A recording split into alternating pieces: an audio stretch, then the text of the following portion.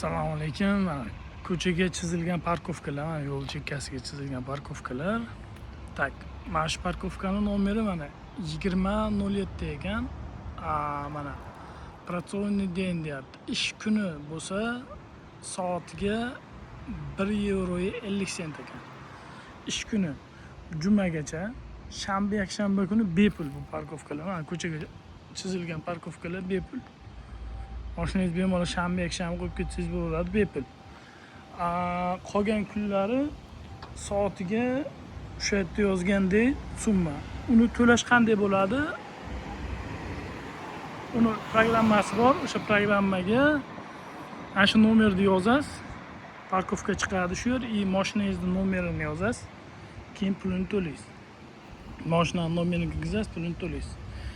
Bundan tushayotgan pul, bu parkovkalardan tushayotgan pul, qarang, Slovakiyada eng qizig'i, u tushgan pullar shu parkovkada ishlaydigan ishchilar, nazoratchilar, shularga keyin mana shu parkovkalarni ta'mirlashga, yangi parkovkalar qurishga, ko'chalarni ta'mirlashga sarflanar ekan o'sha pullar.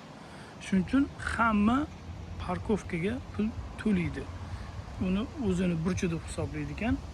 Parkovkaga kimdir pul to'lamasangiz, agar masalan parkovkaga pul to'lamasangiz, tekshiruv keladi. Kelgan soatini yozib, bu yerga anaqa yopishtirib ketadi. Ogohlantirish. Shu ogohlantirish yopishtirilgandan keyin 1 soatdan keyin yana qaytib keladi. 1 soatdan keyin ham to'lamagan bo'lsangiz, keyin ish taraf yozadi. Ungacha ish taraf yozmaydi. Bu ma'lumot qiziq bo'lsa, bizda ham parkovkalarni qilayotganlarga bu videoni jo'natib qo'yinglar. Balkim bizda ham shunday parkovkalar qurilib, pullari shunday yo'nalishlarga, ishchilarga sarflansa yaxshi bo'lardi.